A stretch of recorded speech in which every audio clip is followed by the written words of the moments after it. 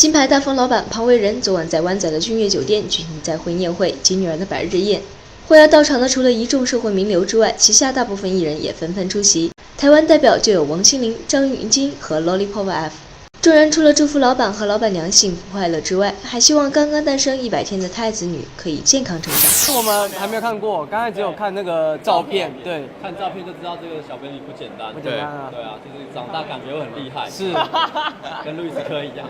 庞维仁身为香港保良局卢淑燕的二公子，旗下生意更遍布全球，坐拥数十亿身家，所以一众歌手都觉得没有什么可以送给老板，所以希望透过上台表演去表达自己对老板的心意。我们呢，其实本来有准备一段比较特别的表演，是跟相声有关，还是就是比较我们没有做过的表演，想要给大家一个惊喜。但是后来发现呢，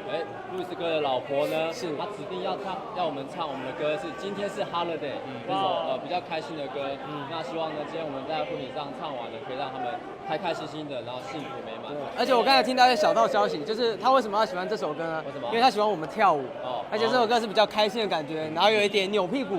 所以呢，可能是看的重点可能是在屁股那一段，所以大家在跳的时候还是要开心一点啊，尽量的扭。其娱乐香港报道。